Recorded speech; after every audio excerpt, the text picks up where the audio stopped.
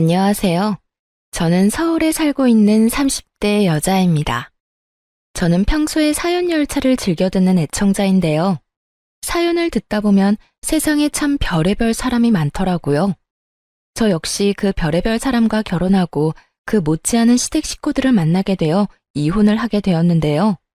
저의 기가 막힌 사연 한번 들어보실래요? 저와 남편은 모임에서 만나 1년 연애를 하고 결혼까지 하게 되었어요. 결혼을 하기 전 결혼을 망설이게 된 일이 있었는데 그건 다름 아닌 시모 때문이었습니다. 본격적인 결혼 준비에 앞서 시모를 뵈러 간 적이 있었는데 그때 시모는 저의 직업과 더불어 친정 부모님의 재력까지 관심을 보이더라고요. 썩 기분이 좋진 않았어요. 궁금할 순 있다고 생각을 하면서도 그걸 물어보는 시모의 말투가 저의 기분을 꺼림칙하게 만들었죠. 그래, 우리 하진이는 프리랜서? 집에서 하는 일을 한다며? 그게 벌이가 되긴 하니? 이 엄마는 옛날 사람이라 집에서 일한다는 게 생소하구나. 네, 회사원 다니던 때보다 더 벌 때도 있고 덜 벌 때도 있고 그래요. 그래? 안정적이진 않다는 거구나. 혹시나 그러다 잘못되면 우리 아들 혼자 고생해야 하는 건 아니겠지? 엄마, 무슨 말을 그렇게 해? 하진이가 힘들면 내가 더 벌면 되고 내가 힘들면 하진이가 더 벌면 되는 거지. 누가 더 고생한다 이런 말이 어디 있어? 같이 서로 힘을 합쳐 사는 거지. 그렇긴 한데 아무리 그래도 같이 꾸준히 잘 벌면 더 좋은 건 사실이지 않니? 요즘엔 여자도 돈을 벌어야 하는 세상이야. 혼자 벌어서 그 생활이 감당이나 되겠니? 아, 그리고 부모님은 들어보니 벌어두신 걸로 생활하신다고 하던데. 노후 자금까지 마련해둔 상태인 거지? 혹시나 나중에 너희한테 손 벌리거나 하진 않겠지? 아무래도 하진이가 외동딸이니 조금 걱정인 부분이 없지 않아 있구나. 제 직업과 벌이에 관해 물어볼 땐 충분히 궁금해하실 수 있다고 생각했습니다. 하지만 부모님의 재력이나 노후에 관해 물어오니 이건 좀 아니란 생각이 들더라고요. 하물며 시모 본인은 계속해서 남편에게 용돈을 받아 쓰고 있는 것을 뻔히 아는데 제 앞에서 저딴 말을 하니 어이가 없기도 했어요. 이런 제 마음을 남편이 눈치챘는지 서둘러 시모의 입을 막아버리더라고요. 엄마, 왜 계속 그런 걸 물어? 하진이 집 우리가 걱정할 필요도 없을 만큼 준비 탄탄하게 잘 해놓으셨어. 그러니까 그런 거 자꾸 묻지 말란 말이야. 내가 진짜 하진이 보기 부끄럽다고. 하진아, 엄마가 돌아가신 아빠 때문에 생활고에 시달린 경험이 있으셔서 그래. 생활이 힘들면 아무래도 가정부터 무너지니까. 그러니까 기분 나쁘게 생각하지 말아줘. 아, 아니야. 기분 나쁘긴. 전 괜찮아요, 어머님. 그리고 부모님 노후 자금은 다 준비하신 걸로 알고 있어요. 그러니 그런 걱정은 안 하셔도 돼요. 제 일도 고정적으로 맡고 있는 일이 있어서 기본적으로 꾸준히 버는 돈도 있으니 그것도 걱정하지 마시고요. 말은 이렇게 했지만 꺼림칙한 기분을 지울 수가 없었는데 그놈의 사랑이 뭐인지 남편을 너무나도 사랑한 저는 이 적신호를 외면한 채 결혼까지 하게 된 것이었죠. 처음 2개월, 3개월까지는 참 좋았습니다. 이래서 결혼들을 하는구나 하는 마음이 들 정도로 행복했어요. 행복하면서 오는 안정감은 일도 더 잘 되게 만드는 것 같았고 하물며 시간을 따로 내 데이트를 할 필요도 없이 매일 밤 집에서 남편을 만나니 시간을 더 활용적으로 쓸 수 있는 기분마저 들더군요. 신혼 초엔 남편의 행동도 제 마음에 쏙 들었는데 남편은 집안일을 잘하며 여자일 남자일 나누지 않고 적극적으로 뭐든 나서 처리해주곤 했어요. 저 역시 그런 남편을 위해 일이 끝나고 나면 맛있는 음식을 준비하고 쾌적한 환경에서 남편을 맞이하고 노력했었죠. 이렇게까지 행복한 것이 결혼이라면 진작 했어야 했다는 생각이 들 정도로 만족스러운 결혼 생활이었는데 애써 무시하고 넘겼던 시댁에서 일이 일어나기 시작했습니다. 처음 문제는 남편의 여동생 신우였어요. 저에겐 제 능력을 따지는 것도 모자라 친정의 재력에 대해서도 아낌없는 걱정과 우려를 토해내던 시모는 정작 본인 노후에 대한 대책도 없어 보이더군요.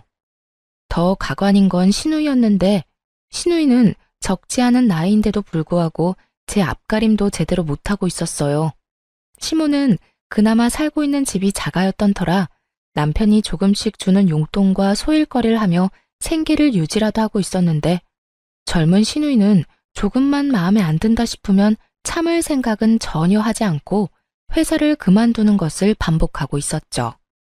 오빠, 나 회사 그만둬서 그러는데 용돈 좀 주면 안 돼? 너 또 그만뒀어? 입사한 지 얼마나 됐다고. 이번이 몇 번째야? 아, 몰라. 자꾸 이상한 트집 잡아서 구박하잖아. 요즘 세상에 갑질이 말이나 돼?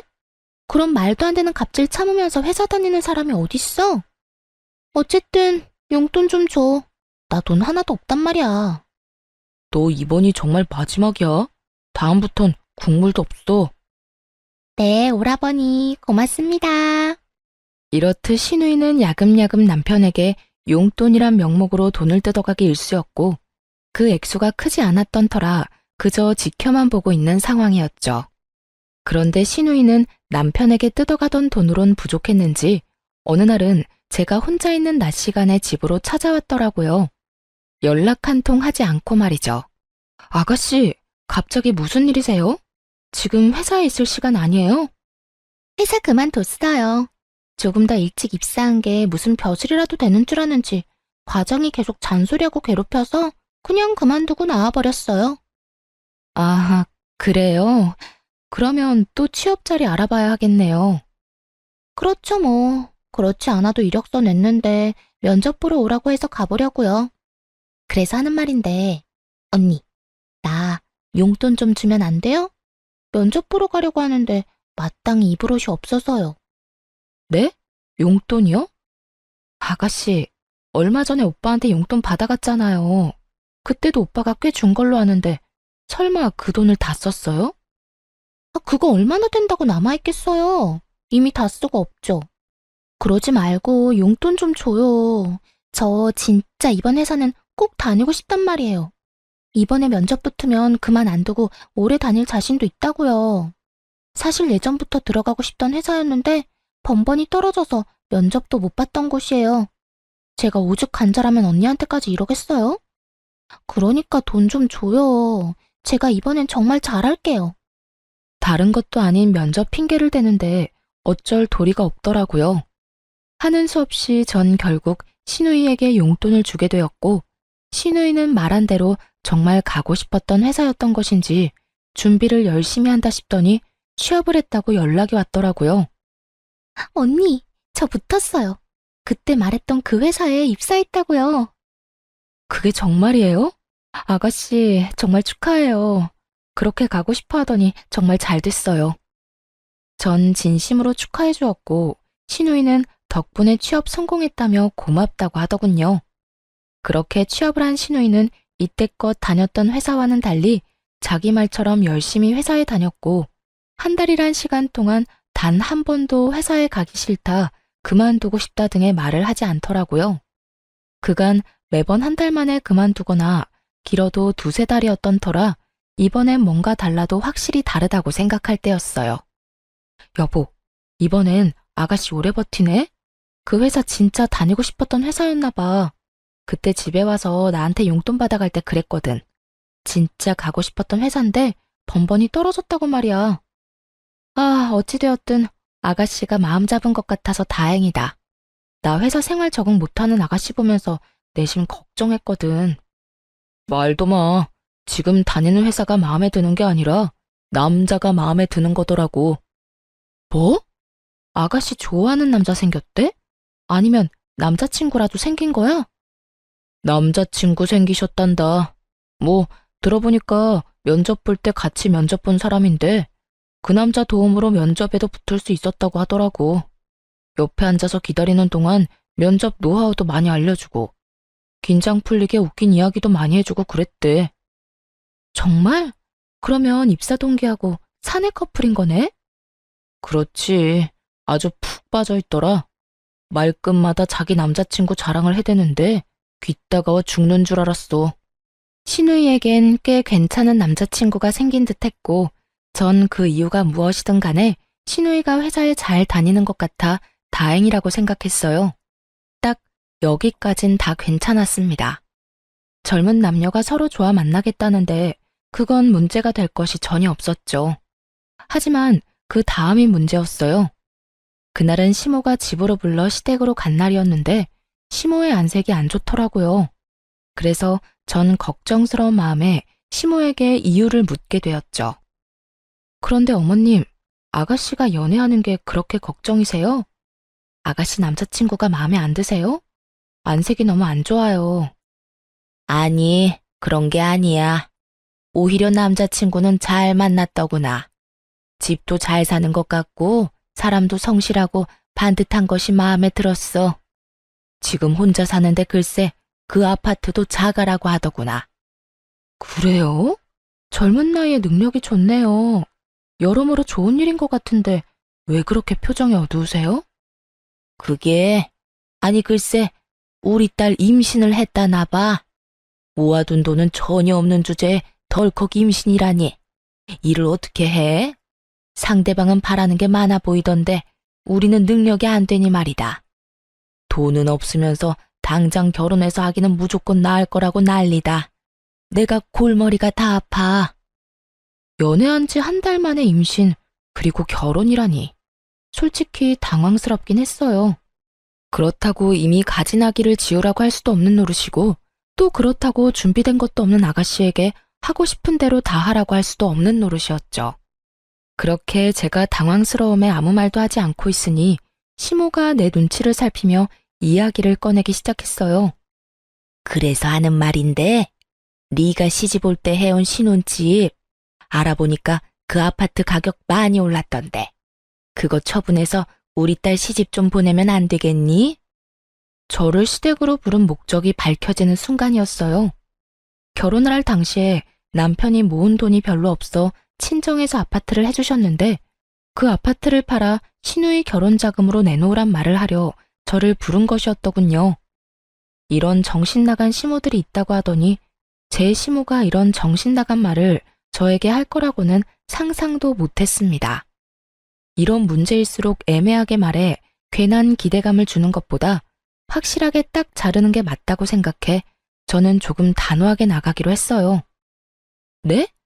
제 집을요? 그러면 저희는 어디서 살아요? 어디서 살긴 여기서 살면 되지 않니? 우리 아들 방 도배 싹 하고 가구 들이면 제법 신혼방 분위기 날 거다. 그러니까 집 처분해서 우리 딸 시집부터 좀 보내자꾸나. 아기를 지우라고 할 수는 없는 노릇이지 않니? 그렇다고 제 집을 처분해서 아가씨 시집 보내는 것도 아니죠. 저도 힘들게 번 돈으로 힘들게 장만한 집이라고요. 저희 부모님 돈도 들어가기도 했고요. 어찌됐든 전 그럴 생각 없으니 어머님도 방금 하신 말은 없던 걸로 해주세요. 제 말에 시모는 섭섭한 기색을 숨기지 않더라고요. 그때까지 소중하다는 듯 부여잡은 제 손을 제가 안 된다고 하자마자 신경질적으로 뿌리친 시모는 이렇게 말했어요. 넌 어떻게 된 애가 생각해본다는 말도 안 하니? 네가 그렇게 딱 잘라서 안 된다고 말하면 내가 민망할 거란 생각은 안 하는 거니? 넌 어쩜 그렇게 네 기분, 네 생각만 하니? 민망하셨다면 죄송해요. 그런데 저는 어머님을 민망하게 만들고 싶어서 그랬던 게 아니라 이런 문제일수록 딱 잘라 정확하게 말아야 한다고 생각해서 그렇게 말씀드린 거예요. 아무리 길게 생각해본다 한들 안 되는 일인데 시간 끌면 뭐해요? 괜히 기대만 하게 만들지 않겠어요? 전 그런 상황 만들기 싫었던 것뿐이니 너무 기분 나빠하지 마세요. 이미 기분 다 상했다. 네가 뭐 지금이라도 다시 생각해본다고 하면 내 기분이 좀 풀릴 것 같기도 한데 어떠니? 다시 생각해 볼래? 누가 아니? 지금은 딱 잘라서 안 되는 일이지만 곰곰이 다시 생각해 보면 가능성이 생길 수도 있는 일이지 않니? 그러니까 지금 딱 잘라 안 된다고 하지 말고 집에 가서 잘 생각해 보려무나. 어머님, 100번을 생각해도 안 되는 건 안 되는 거예요. 제 힘으로 마련한 집도 아니고 부모님께서 해주신 집인데 그걸 팔아서 아가씨 시집 자금으로 보태는 건 말도 안 되죠. 너 아까부터 계속 말도 안 된다고 하는데 뭐가 그렇게 말도 안 되니? 너 이제 우리 가족 아니니? 가족이면 이럴 때 다 돕고 사는 게 당연한데 넌 왜 계속 말도 안 된다고 하는 건지 난 네가 이해가 안 되는구나. 도무지 말이 통할 것 같지 않았어요. 시모는 제가 어떤 말을 어떻게 하든지 간에 무조건 다시 생각해봐라. 가족끼리는 다 돕고 사는 거라는 대답만을 해댔고 짜증내고 때를 쓰는 시모를 달래는 것도 지쳐갔어요. 어머님, 죄송한데요. 전 어머님이 무슨 말을 어떻게 하시든지 간에 절대 제 집 팔 생각 없으니까 그런 줄 아시고 다신 이런 말 꺼내지 말아주세요. 저는 어머님이랑 더는 얼굴 붉히고 싶지 않아요. 이런 저의 말에도 시모는 끝까지 저를 붙잡고 무어라 말을 하려고 했지만 전 그런 시모를 뿌리치다시피 하고 시댁을 벗어났습니다. 진이 다 빠지는 기분이었어요. 적어도 2시간 정도 같은 말을 하며 시모와 실랑이를 하고 집에 돌아왔더니 정신적으로 너무 피곤하더라고요. 그렇게 몸도 마음도 고단해 아무것도 못하고 소파에 앉아 쉬고 있으니 퇴근한 남편이 집으로 들어오더라고요. 남편도 눈이 있다면 만신창이가 된 제 상태가 보일 텐데 남편 놈은 저를 보자마자 다짜고짜 또 시누이 이야기를 꺼내기 시작했어요. 오는 길에 엄마랑 통화했는데 당신 꼭 그렇게까지 말했어야 했어? 우리 엄마 엄청나게 섭섭해하더라. 어떻게 그렇게까지 딱 잘라서 말할 수가 있는 거냐고. 당신 다시 봤단 말까지 했다고. 나야말로 어머님 다시 봤어. 몇 번이나 좋게 이야기해도 결국은 이거야. 다시 생각해보면 내 말이 다 맞으니까 이 집 팔아서 돈 내놔라.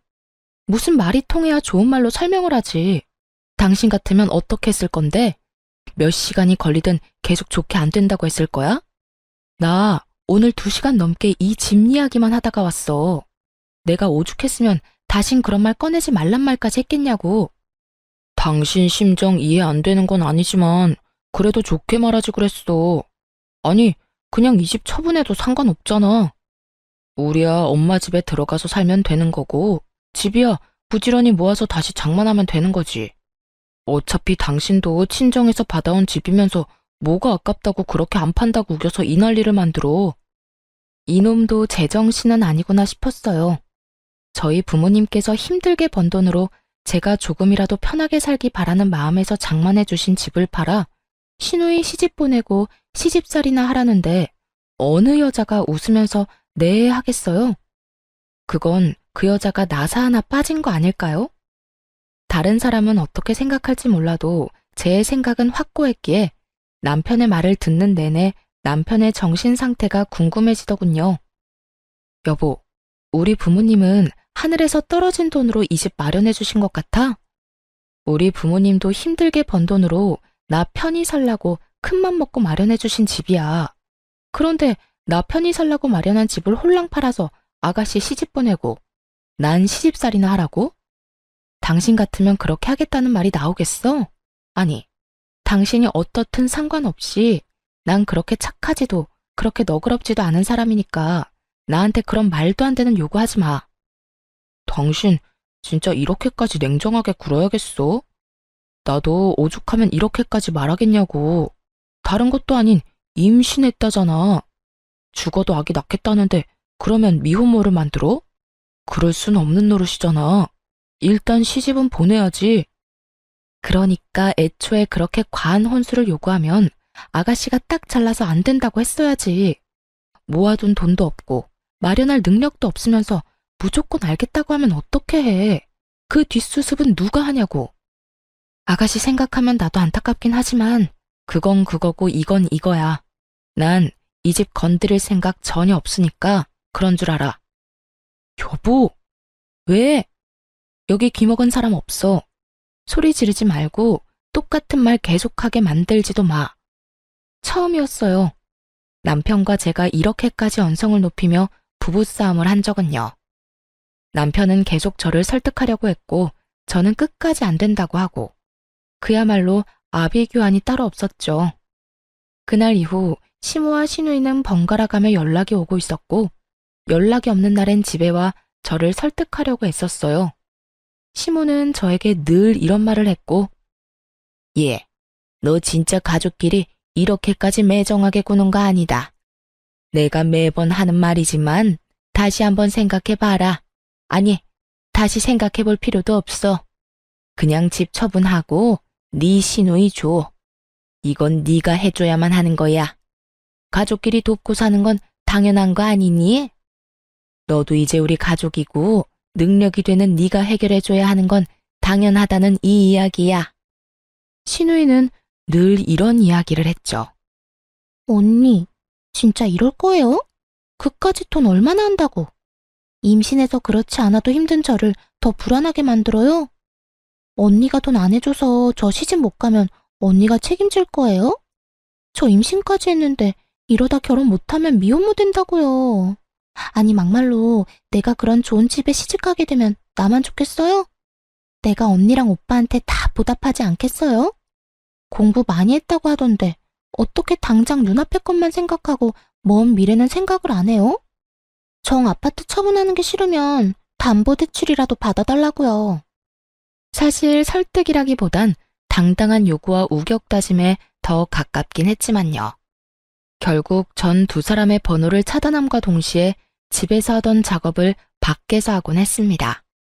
괜히 얼굴을 마주쳐봤자 감정만 상할 것이고 전화를 붙잡고 있어봤자 같은 말만 반복하는 상황에 지치기도 했으니까요. 남편은 제가 차단까지 했다는 사실을 전해 들었는지 또 저를 닥달하기 시작하더군요. 당신 진짜 이럴 거야?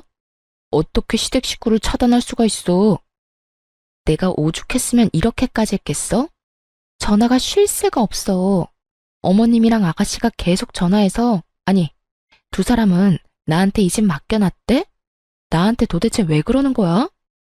두 사람도 오죽했으면 그렇게까지 하겠어? 오죽 급하고 절박하면 그렇게까지 하겠냐고. 난 분명 안 된다고 여러 번 말했고 지금도 그 생각에는 변함없어. 그러니까 나한테 그만 연락하고 그만 찾아오라고 전해. 남편은 끝까지 제 입장에선 조금도 생각하지 않는 듯 하더라고요. 그저 남편의 머릿속엔 자기 동생만으로 가득해 보였고 전 그런 남편을 보며 점점 실망감을 느끼고 있었습니다. 그렇게 살얼음판을 걷는 와중에 시누이의 상견례 소식이 들려오더라고요. 마음 같아선 상견례고 나발이고 참석하고 싶지 않았지만 남편이 돈도 안 내놓으면서 자리도 채우지 않을 셈이냐며 빈정거리길래 결국 참석하게 되었어요.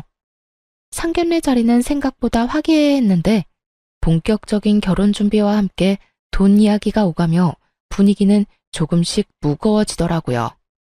저희는 아무리 급하게 하는 결혼이라도 격식은 차리고 싶은데 사돈 생각은 어떠세요?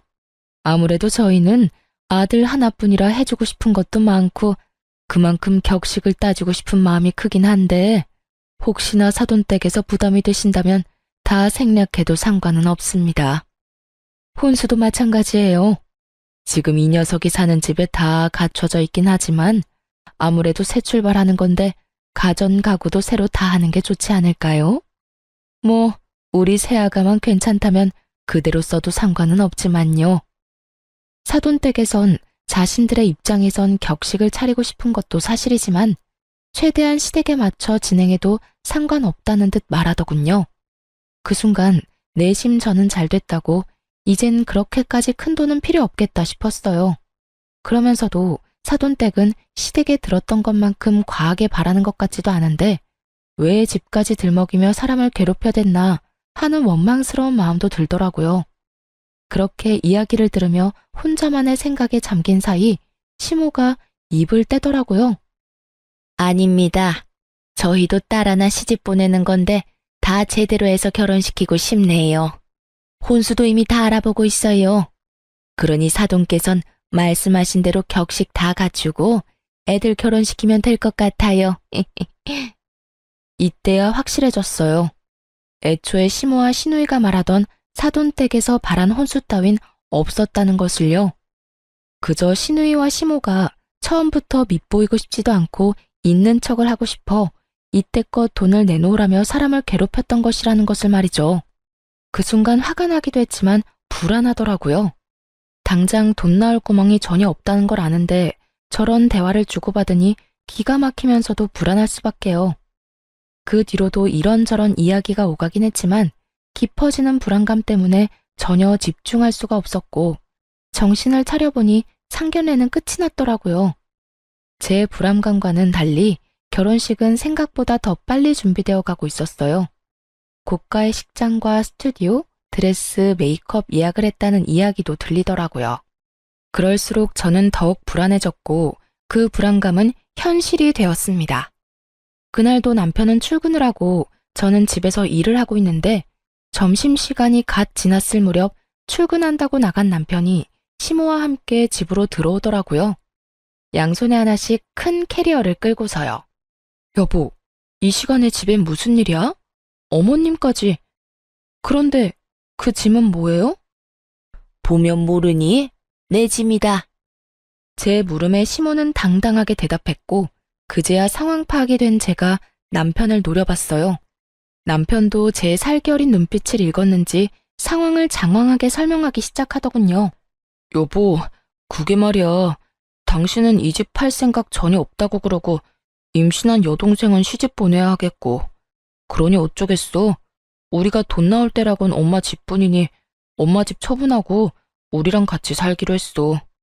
엄마가 큰맘 먹고 집도 처분하고 우리랑 같이 사는 불편함도 감수하기로 했으니까 당신도 이 집 지킨 대신 엄마 좀 모시고 살아야겠어. 사건의 전말은 이러했어요. 제가 도저히 집을 팔 기미가 보이지 않자 시모의 집을 팔아 시누이의 결혼 자금을 쓰고 있었던 것이었어요. 상견례 전 저에게 이런 계획을 털어놨다간 제가 상견례 자리에서 가만히 있지 않을 테니 저에겐 비밀로 하고 있다가 상견례가 끝나자마자 집으로 밀고 들어왔던 것입니다. 여기까지도 머리뚜껑이 열리기 직전인데 시모는 당연하다는 듯 안방을 가리키며 이렇게 말하더라고요. 뭘 그렇게 길게 설명하고 있어? 시어미가 같이 살자고 하면 그냥 네 하고 살면 되는 거지. 난 어느 방 쓰면 되니? 아무래도 내가 안방 쓰는 게 너희도 마음이 편하겠지? 여기가 안방이었나? 시모는 안방으로 발길을 옮기고 있었고 저는 그런 시모의 앞으로 막아서고 남편에게 따져 물었어요. 아무리 상황이 그렇다고 한들 이건 아니지. 이렇게 무례한 행동이 어딨어? 한마디 상의도 없이 이런 일 벌인 거 난 도무지 납득할 수도 없고 이 상황을 그냥 받아들일 생각 역시 전혀 없어. 두 사람은 이런 상황은 전혀 예상하지도 못했다는 듯 저를 보며 눈만 끔뻑이고 있더라고요. 그랬겠죠. 두 사람 생각엔 일단 짐을 챙겨 들어오기만 하면 제가 하는 수 없이 시모를 모시고 살 거라고 생각했겠죠. 하지만 전 그리 쉽게 당해줄 사람이 아니었고 상황이 어떻게 됐든 이런 식은 용납할 수 없었습니다. 그냥 받아들이지 않으면 네가 어떻게 할 거니? 나를 내쫓기라도 하겠다는 거야? 이제 집도 팔아버리고 집도 없는 시어머니를? 네, 전 그렇게 할 거예요. 어머님, 저는 어머님 모실 생각 없어요. 그러니까 무례한 행동 그만하시고 당장 나가주세요. 저는 단호하게 대답했고 이런 저를 보며 남편이 노발대발 화를 내고 모진 말들을 쏟아내기 시작하더군요. 너 이렇게까지 이기적이었어? 어떻게 우리 엄마 보고 나가라는 말을 할 수가 있어? 너 진짜 냉정하다. 아니, 네 몸속엔 피는 흐르고 있는 거 맞아? 너 지금 괴물 같아. 피도 눈물도 없는 괴물 같다고. 날 이렇게까지 몰고 간 건 당신이랑 어머님이야. 집 가지고 사람을 그렇게 괴롭히더니 이제는 뭐? 한마디 상의도 없이 밀고 들어와서 같이 살겠다고? 난 절대 싫으니까 이런 내가 그렇게 싫으면 당신도 어머님이랑 나가. 뭐해? 어서 안 나가고. 나 절대 안 막아. 안 붙잡는다고. 너 감히 내 아들한테 뭐? 이 집에서 나가? 어디 가장을 집에서 내쫓으려는 게야? 이렇게 말한 시모는 제 머리를 향해 손을 뻗었고 전 그런 시모의 손을 낚아채 뿌리치며 이렇게 말했어요. 몸에 손대지 마세요. 그리고 지금 당장 나가세요. 지금 당장 나가지 않으면 아가씨 결혼 제 손으로 다 엎어버릴 겁니다.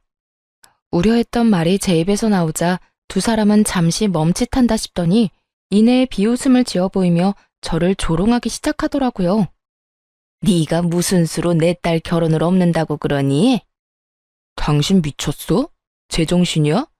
아무리 기분이 상했다고 해도 어떻게 그런 말을 해? 당신 진짜 이렇게까지 모진 사람이었어? 내가 진짜 내 동생 결혼만 아니면 당신 같은 여자랑은 그만 살고 싶은 심정이다. 제가 하고 싶은 말을 남편 놈이 먼저 하고 앉았더군요. 저야말로 당장 내쫓아버리고 이혼하고 싶은 마음이 굴뚝이었으니까요. 나도 마찬가지인데 잘 됐네. 그러니까 당장 이 집에서 나가. 이혼하고 싶은 여자랑 얼굴 보면서 살 필요가 뭐가 있어. 어디 어른 앞에서 건방지게 이혼 이야기를 꺼내는 게야? 너 도대체 뭘 믿고 이렇게까지 나오니?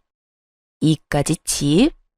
너 지금 이까지 집 믿고 이렇게 건방지게 구는 거니? 집 있는 게 무슨 벼슬이라도 되는 줄 아나? 자기가 뭔데 이혼을 한다 만다 하는 것도 모자라 내 딸 결혼까지 망친다고 하는지.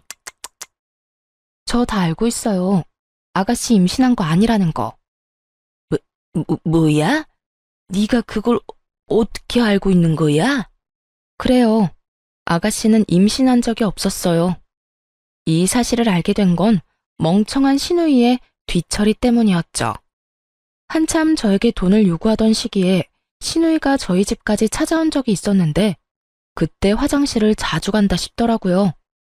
임신 초기에 화장실을 자주 가기도 한다고 하니 그런가 보다 했는데 신우이가 돌아가고 난 후 화장실을 가니 쓰레기통에선 여러 개의 생리대가 발견되기도 했고요. 정말 기가 막히지 않나요? 어떻게 임신을 가지고 장난질을 할 수가 있는지 제 상식으론 이해가 되지 않더라고요. 아무리 그 남자를 붙잡고 싶고 그 집안의 재력이 탐이 난다고 한들 그런 거짓말은 절대 안 된다고 생각했죠. 그러면서 이때껏 저를 대했던 모든 행동에 대해 의구심을 품게 되기도 했고요. 사실 처음에 신우이가 임신했다고 하며 시집갈 돈이 없다고 했을 때 조금 흔들렸던 건 사실이에요. 아파트 처분까진 아니더라도 그동안 제가 모았던 돈 정도는 보태주려고 했었어요.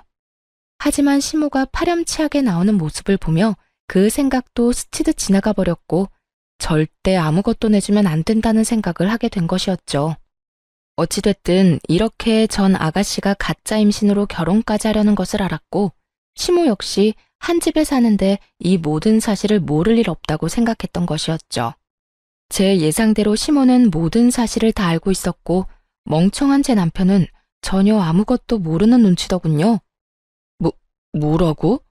임신한 게 아니었단 말이야? 왜 그런 거짓말을 했대? 그러다 들키면 어쩌려고? 우리만 입 다물면 들킬 일도 없어. 들어보니 그 집 재산이 장난이 아니라고 하더라. 그런 집 외동아들이 네 동생한테 푹 빠져 있다는데 기회 왔을 때 잡아야 할 거 아니니? 일단 결혼부터 시키고 적당한 때에 유산했다고 하면 돼. 진짜 임신하게 되면 더 좋고. 하여튼 그래서 결혼 서두른 거니까 너도 조용하고 있어. 억소리가 날 만큼 놀라운 말이었어요. 딸 자식이 그딴 짓을 저지르고 있다고 하면 부모가 나서 말리고 혼내는 게 정상 아닌가요? 시모는 그런 시누이를 말리기는커녕 앞장서서 시누이를 돕고 있더군요. 남편 역시 같은 핏줄은 확실하더라고요.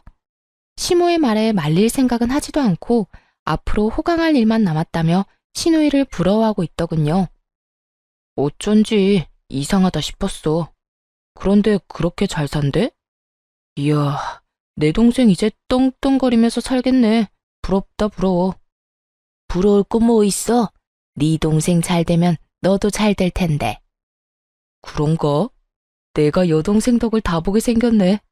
이럴 줄 알았으면 용돈 달라고 할 때 더 넉넉하게 챙겨줄 걸 그랬어.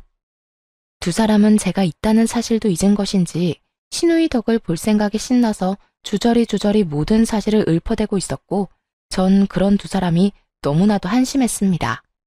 그러면서도 남편에 대한 정이 떨어지는 것은 물론이고 조금 남아있던 미련마저 사라지며 머릿속에 남은 것은 이혼뿐인 상황이 되었죠. 어때? 이제 우리 엄마 모실 마음이 좀 생겼어? 지금이라도 우리 엄마한테 버릇없이 군 거 빌면 내가 너 그런 마음으로 당신 용서해 줄게. 용서? 그딴 용서 필요 없으니까 제발 이 집에서 좀 나가줄래? 난 이제 당신이랑 살 생각 전혀 없어. 그러니까 당신 엄마는 당신이 모셔. 괜히 나까지 싸잡아서 고생시킬 생각하지 말고. 당신 방금 우리 말 못 들었어? 이제 곧 내 여동생이 우리 호강시켜 줄 거라고. 그런데도 나하고 우리 엄마 내쫓겠다고? 호강 같은 소리 한다. 어떻게 된 인간이 동생이 그런 일이 벌이고 있다고 하면 말릴 생각을 해야지 더 부추기고 있어? 진짜 정 떨어진다. 정 떨어져? 당신 지금 그 말 나한테 하는 말이야? 그래, 당신하고 당신 가족한테 하는 말이야. 사랑하는 남자한테 임신했다고 속이고 결혼하려는 아가씨나 그런 사실 알고도 딸 혼내기는커녕 집까지 처분해서 도와주는 어머님이나 호강 타령이나 하는 당신이나 세 사람 전부 다 치가 떨리게 정 떨어져. 난 네가 말하는 그딴 호강은 바란 적도 없고 앞으로도 필요 없으니까 당장 이 집에서 나가. 이렇게까지 나가라고 했으면 자존심이 상해서 나가는 것이 정상일 텐데 도무지 두 사람은 움직일 생각도 제 말을 들어먹을 생각도 하지 않더라고요. 오히려 화를 내는 저를 보면 그러다 정말 후회한다는 둥, 지금이라도 늦지 않았다는 둥 헛소리만 하며 비아냥거릴 뿐이었어요. 전 더는 두 사람의 그림자도 보기 싫은 상태였고 혹시 몰라 상견례 때 받아뒀던 신우이의 예비 신랑의 명함을 보여주며 이렇게 말했어요. 나 지금 농담하는 거 아니야. 지금 당장 나가지 않으면 나 이 명함에 적힌 번호로 전화해서 아가씨 가짜 임신이니까 지금 당장 산부인과 같이 가보라고 할 거야. 그게 뭔데? 이찬훈? 이찬훈이면 내 동생이랑 결혼할 남자 아니야? 네가 이 사람 명함을 왜 가지고 있어? 상견례 때 주길래 받아뒀어. 지금 그게 중요해? 더 중요한 게 있을 텐데. 정말 네 동생 결혼 다 엎어버리기 전에 당장 나가라고. 잠시만. 당신 정말 왜 이래? 지금 우리가 여기서 나가면 어디로 가? 오갈 데도 없단 말이야. 그것까지 내가 해결해줘야 해? 이혼할 마당에 그런 것까지 내가 신경 써줘야 하냐고. 신경 써달라는 게 아니라 며칠 시간을 좀 달라는 말이지. 아니, 이혼할 때까지는 여기서 좀 지내면 안 될까? 당신이 원하는 대로 이혼할 건데 조금만 지낼게. 느끼셨나요? 남편이나 시모나 대화가 통하지 않는 것은 매 한 가지였어요. 아니, 통하지 않는 것을 넘어 아예 되지 않는 수준이었죠. 저는 도저히 안 되겠다는 생각에 두 사람이 보는 앞에서 명함에 적힌 번호를 누르기 시작했고 그런 제 모습을 보던 남편과 시모가 화들짝 놀라며 짐을 챙기기 시작하더라고요. 지금 나가. 지금 나간다고. 그러니까 전화하지 마. 당신이 전화하면 진짜 큰일 난다고. 그래, 얘. 나 짐 다 챙겼다. 이제 나갈 거야. 그러니 전화하지 말거라. 앞으로 여기 찾아오지도 않을 테니 절대 전화하지 마라. 아연실색한 두 사람은 서둘러 집을 떠나버렸고 전 잔뜩 겁에 질린 채 도망가는 두 사람의 모습을 보며 깊은 한숨을 내쉬었어요. 그날 이후 이혼 준비에 박차를 가했어요.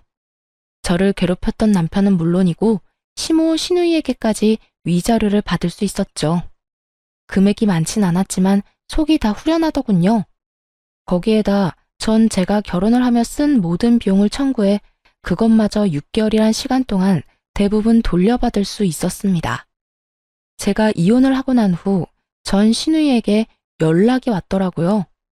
들리는 소문으로 결혼 한 달 만에 이혼 취소를 당했다고 하던데 그 소문이 맞더라고요. 이렇게 전화까지 한 걸 보면요. 야, 네가 다 말했지? 나 가짜 임신이었던 거 네가 다 말했잖아. 너 다 알고 있었다며. 네가 내 남편한테 전화해서 산부인과 가보라는 거 아니냐고. 야, 마누라가 임신했는데 남편이 병원 같이 가고 싶어 하는 건 당연한 거 아니니? 어디 애먼 사람한테 전화까지 해서 핫플이야. 그전까진 병원 가보자는 말도 안 했단 말이야. 왜 갑자기 병원에 가자고 하냐고. 그걸 나한테 물으면 어떻게 해? 네 남편한테 물어봐. 당사자 두고 왜 나한테 이 난리야? 이혼하자고 저 난리를 부리는데 어떻게 그딴 걸 물어봐? 진짜 머리는 장식용이야 뭐야? 너야말로 대가리가 장식용이겠지. 야, 네가 이혼을 하든 재혼을 하든 난 다 상관없고 관심도 없거든. 그러니까 나한테 이딴 식으로 책임 떠넘김을 생각하지 말고 이럴 시간에 반성이나 해. 애초에 이런 일이 벌어진 것도 네가 다 임신했다는 거짓말 때문에 일어난 일이니까. 알겠어? 누가 누구한테 책임을 묻는 건지 정말 벌을 받고도 깨달은 바가 전혀 없는 인간이라 생각했네요. 혹시나 궁금해하실까봐 드리는 말씀인데 전 정말로 아무 말도 하지 않았어요. 처음엔 연락해 말해줄까 싶기도 했지만 그렇게까지 깊게 관여하고 싶지 않아 명함을 벌어버렸습니다. 제 일처리에도 힘이 벅찬 상태라 남 생각할 여유가 되지 않기도 했고요.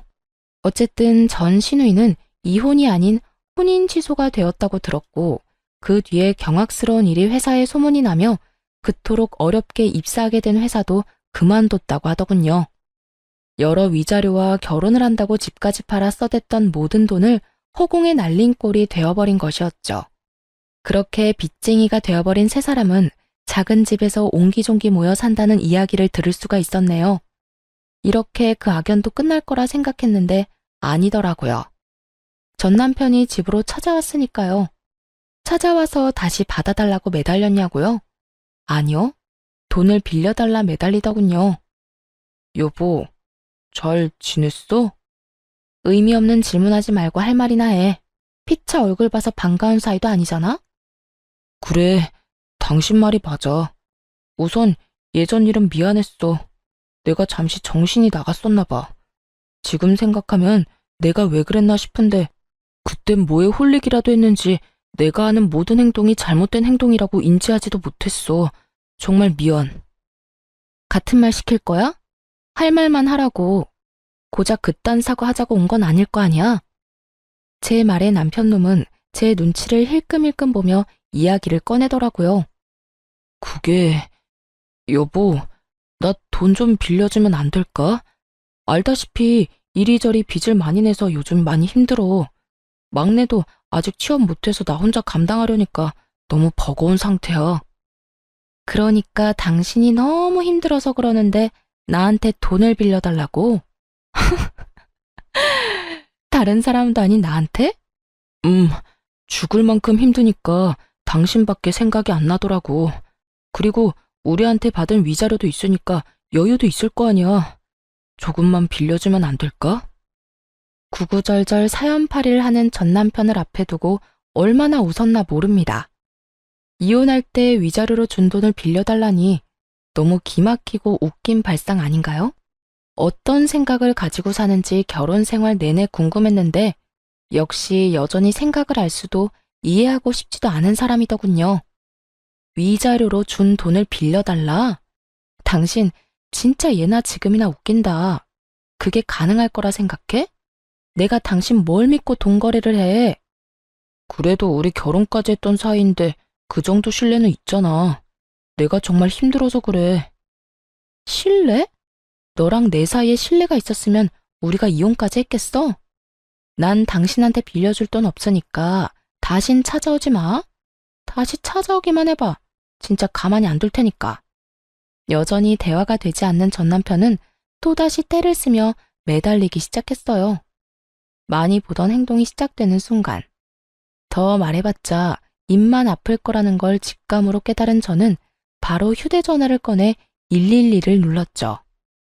당신 지금 경찰에 신고하려는 거야? 지금 가. 지금 간다고. 더럽게 치사해서 당신한테 돈 안 빌려. 잘 먹고 잘 살아라. 어쩌면 그렇게도 변한 것이 없는지 남의 인생도 빌어먹으며 살겠다 싶었네요. 그 후로 전 괜한 시간 낭비를 하고 싶지 않아 이사를 해버렸어요. 친정 부모님께서는 같이 살길 원하셨지만 그러고 싶지 않아 적당한 곳을 얻어 혼자 지내고 있어요. 전 여전히 일도 하고 사람들을 만나며 잘 지내고 있어요. 친구와 만나 수다를 떨기도 하고 여행을 가기도 하고요. 가끔 좋은 사람이 나타나면 연애도 하곤 했지만 깊은 관계로 이어진 사람은 없었네요. 지금은 혼자 지내고 있으며 한동안은 연애 생각이 없어요.